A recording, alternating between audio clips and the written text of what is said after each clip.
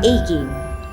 Hi, I am Ilyas Jamil, Managing Director of IX Ventura Tech Sdn Bhd. I have been in the education and technology industry for more than 10 years, and for the past few years, I have been working with a few experts to develop an educational technology solution that will have a major impact to the society. Let me introduce you to Snap. Technological advancement create new educational needs. We need to be more progressive and be quick to adapt to technology. However, we understand that adapting to change is a stressful process, and our main concern is the mental well-being of the students as well as the teachers.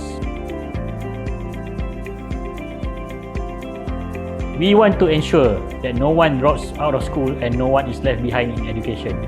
In IXVT, we are committed to face the wind of change and contribute to the betterment of education. Snap is a game changer. We believe that learning should be fun and inclusive.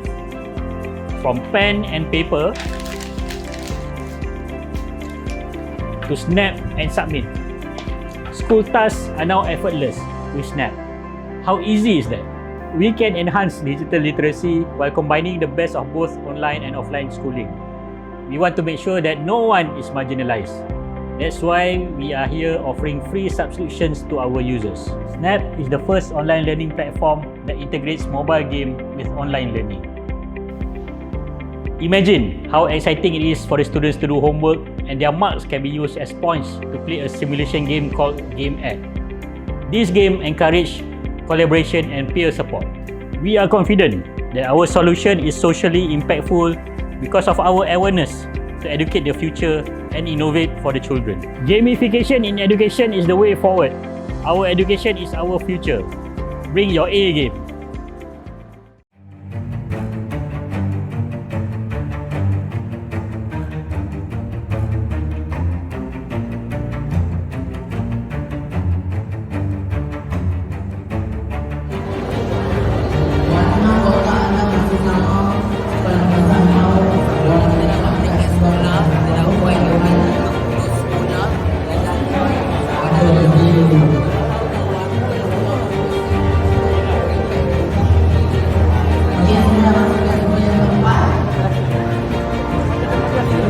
Gusti yang ada dua sekali lagi sama-sama bang.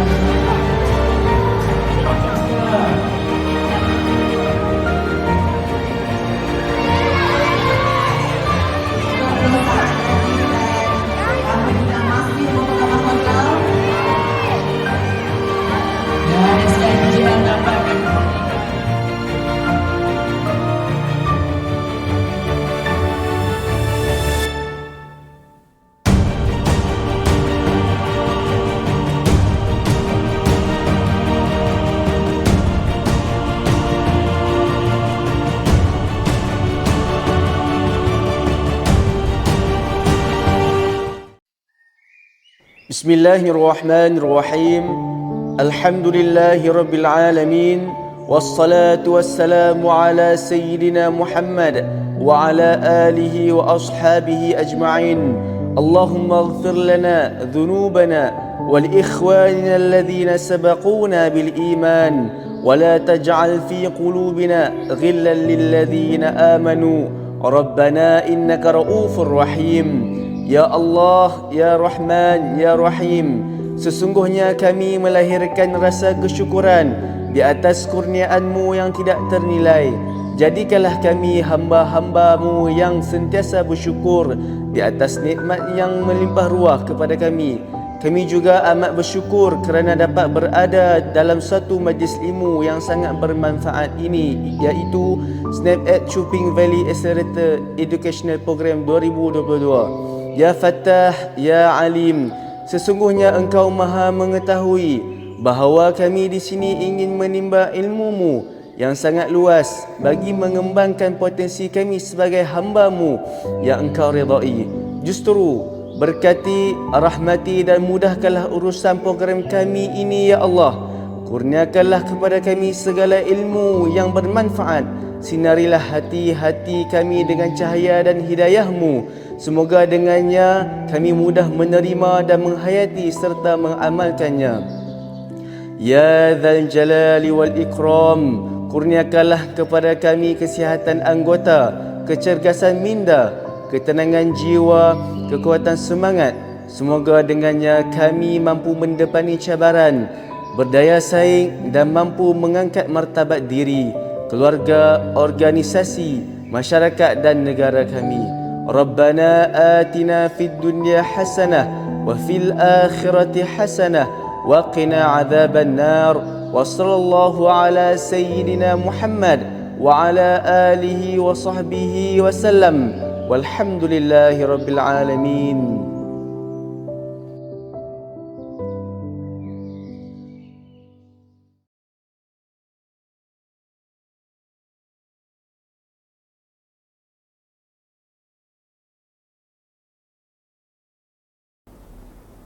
Assalamualaikum warahmatullahi wabarakatuh dan salam sejahtera. Saya Nazatul Shima binti Zulkifli, guru bahasa Inggeris dari Sekolah Menengah Kebangsaan Agama Arau, Timur Perlis. Baiklah, pada hari ini ingin saya kongsikan satu kaedah, satu amalan terbaik yang saya amalkan di sekolah saya, iaitu the effectiveness of using synergy writing as a teaching approach in writing lesson. Baiklah, mesti anda tertanya-tanya, apakah itu synergy writing? Sinergi bermaksud gabungan ataupun kerjasama di antara dua unsur, dua elemen, dua cara ataupun dua kaedah bagi menghasilkan sesuatu yang lebih berkesan dan sesuatu yang lebih padu. Baiklah, sebelum saya meneruskan dengan apakah itu synergy writing dan langkah-langkahnya, ingin saya kongsikan apa masalah yang dihadapi oleh saya di Sekolah Menengah Kebangsaan Agama Arau sebagai guru bahasa Inggeris. Yang pertama, pelajar-pelajar saya menghadapi masalah untuk menulis karangan yang berbentuk fakta. Buat pengetahuan anda semua, karangan berbentuk fakta ini memerlukan pelajar membuat explanation, elaboration and giving examples. Dalam penulisan bahasa Inggeris, terdapat beberapa contoh karangan giving opinion seperti penulisan rencana ataupun article writing. Yang kedua, pelajar tidak mempunyai idea untuk membuat huraian bagi isi penting yang ada. Jika anda berkehendaki pelajar untuk membuat penulisan karangan panjang ini, sudah semestinya mereka tidak mempunyai idea kerana ianya banyak berkaitan dengan fakta. Yang ketiga, pelajar tidak mempunyai sumber untuk membuat rujukan, mendapatkan idea ataupun isi. Bagi penulisan karangan yang panjang ini, semestinya pelajar tidak mempunyai sumber jika anda menyuruh pelajar-pelajar anda menyiapkan karangan tersebut di dalam kelas. Baiklah, untuk ketiga-tiga jenis masalah ini, mari kita lihat apakah kesannya. Kesan yang pertama, pelajar tidak menepati bilangan patah perkataan untuk penulisan karangan yang berbentuk fakta. Yang kedua, huraian untuk setiap isi tidak menepati dan tidak mencukupi. Baiklah, apakah kaedah yang saya gunakan? Semestinya synergy writing, di mana ianya adalah proses gabung jalin di antara penyelesaian sumber dan juga 4 kemahiran skill yang berbeza. Di sini penyelesaian sumber adalah daripada sumber internet ataupun wifi dan seterusnya. 4 kemahiran yang berbeza itu terdiri daripada reading, kemahiran membaca, speaking, kemahiran bertutur, listening, kemahiran mendengar dan akhir sekali writing, kemahiran menulis. Baiklah, saya telah menggariskan 3 objektif penting ataupun objektif utama, iaitu pertama, melahirkan inisiatif pelajar untuk menyelesaikan tugasan penulisan karangan yang panjang ini. Buat pengetahuan anda semua, setiap penulisan karangan bahasa Inggeris memerlukan pelajar menulis sebanyak 120 patah perkataan. Ianya agak panjang, bukan? Yang kedua, mencegah pelajar dari meniru sahaja hasil kerja pelajar yang lain ataupun hanya bertanyakan kepada senior yang berada di asrama. Yang ketiga, mencegah pelajar dari menyiapkan karangan dengan sekadar melepaskan batuk di tangga ataupun dengan sambil lewa. Daripada objektif-objektif ini telah saya jalankan ke atas satu kumpulan sasaran, iaitu terdiri daripada pelajar kelas saya sendiri, iaitu 18 orang pelajar tingkatan 3 Umar di Sekolah Menengah Kebangsaan Agama Arau, Perlis. Mereka juga merupakan pelajar-pelajar yang mempunyai average proficiency dan juga low proficiency in writing. Dan untuk pengetahuan anda semua, mereka adalah pelajar lelaki. Seterusnya, kronologi penghasilan berdasarkan isu sebenar yang telah saya gariskan tadi. Pelajar tidak mempunyai idea untuk menulis huraian untuk setiap isi penting. Jika anda bertanya ke pelajar, mesti pelajar anda akan mengatakan, "Teacher, saya tidak mempunyai idea. Teacher, macam mana hendak membuat huraian? How can I make the elaboration for this one? I do not know, teacher, what I'm going to do." Okey, ini adalah kerana pelajar kurang meluangkan masa mereka untuk membaca dan mengambil tahu tentang isu-isu semasa yang berkaitan dengan fakta di keseliling mereka.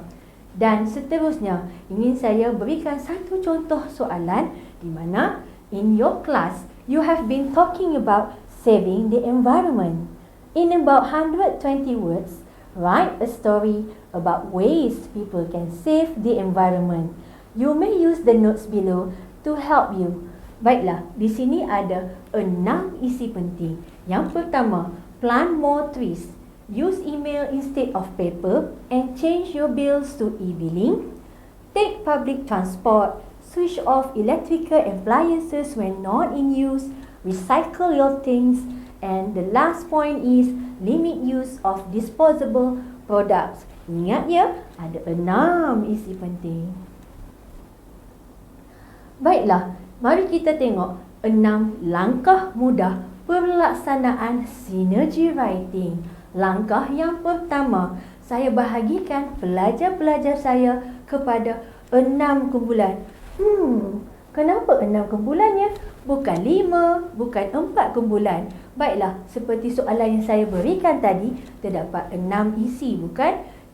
Oleh itu, cikgu bahagikan kumpulan mengikut isi penting yang terdapat dalam soalan.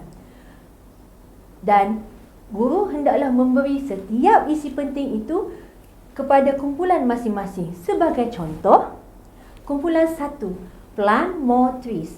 Kumpulan 2, take public transport. Dan yang terakhir sekali, kumpulan 6, recycle your things. Langkah yang kedua, station info. Apakah itu station info? Saya wujudkan 2 station info di dalam kelas, di mana setiap station info itu saya bekalkan dengan 1 laptop dan juga kemudahan wifi ataupun kemudahan internet, di mana setiap kumpulan diberikan masa yang tertentu untuk membuat carian kata kunci atau frasa yang sesuai berkaitan dengan isi penting yang mereka terima tadi. Untuk average proficiency students atau penggrup, saya berikan masa sebanyak 10 minit. Manakala untuk low proficiency groups ataupun students, saya berikan masa 15 minit. Inilah yang dikatakan differentiation strategies. Untuk langkah yang ketiga, mind mapping ataupun peta minda. Di sini saya berikan mini whiteboards untuk setiap kumpulan, di mana daripada carian kata kunci ataupun frasa penting tadi, mereka hendaklah menulis di atas mini whiteboard tersebut. Menggunakan kata kunci dan frasa penting itu, mereka hasilkan satu peta minda yang menarik di dalam mini whiteboards. jika anda lihat langkah kedua dan langkah yang ketiga, apakah kemahiran yang terlibat? Ya, semestinya kemahiran membaca, iaitu reading skills, di mana pelajar membaca daripada carian dan mengeluarkan semua isi-isi penting ataupun frasa-frasa penting. Langkah yang keempat, presentation. Presentation di mana setiap kumpulan menggunakan mini whiteboard tadi dan menghasilkan pembentangan di hadapan kelas. Mereka juga perlu menerangkan tentang frasa ataupun kata kunci yang telah digunakan di dalam mini whiteboard tersebut. Dan kemahiran yang terlibat dalam langkah 4 adalah speaking, iaitu kemahiran bertutur. Bagi langkah yang kelima, active listener. Active listener bermaksud setiap pelajar yang berada di dalam kelas perlu mendengar dengan teliti setiap pembentangan yang telah diberikan oleh kumpulan-kumpulan itu tadi. Semasa mendengar pembentangan daripada kumpulan-kumpulan tersebut, setiap pelajar perlu menulis, mencatat isi-isi penting, frasa penting ataupun kata kunci penting di dalam buku catatan masing-masing. Mereka juga hendaklah membuat peta minda sendiri mengikut kreativiti sendiri. Bagaimana pula jika pada masa tersebut mereka mempunyai soalan ataupun ada frasa yang mereka tidak faham? Okey, untuk langkah ini mereka perlulah bertanya secara terus kepada kumpulan pembentang tersebut ataupun kepada guru. Untuk langkah yang kelima ini, kemahiran yang terlibat adalah listening, iaitu kemahiran mendengar. Langkah yang keenam, langkah terakhir di mana pelajar perlu menggunakan kembali carian isi-isi penting, kata kunci, frasa penting yang telah dicatatkan di dalam buku masing-masing itu dan menulis karangan penuh. Okey, dan daripada karangan penuh itu mereka telah membuat penerangan, explanation dan penghuraian, elaboration untuk setiap isi penting yang terdapat di dalam soalan yang di awal tadi. Oleh itu, jika anda dapat lihat, mereka akan dapat menghasilkan sebuah karangan yang minimum perkataan adalah 120 patah perkataan. Dan jika mereka mempunyai sumber yang cukup, info yang cukup dan idea, maka terhasillah satu the end product untuk pada hari ini adalah penulisan karangan yang penuh.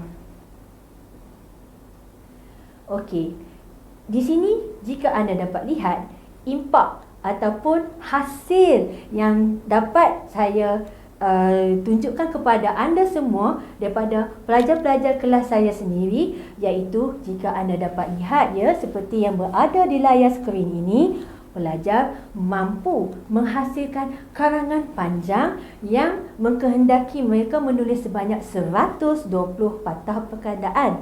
Jika anda lihat, itu adalah bilangan minimum. Tetapi berdasarkan apa yang anda lihat di sini, ianya melebihi 120 patah perkataan. Ini kenapa?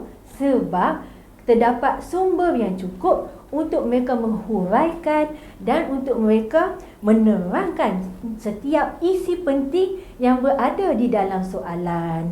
Dan jika anda dapat lihat, tiada lagi keraguan tidak memenuhi kehendak soalan 120 patah perkataan.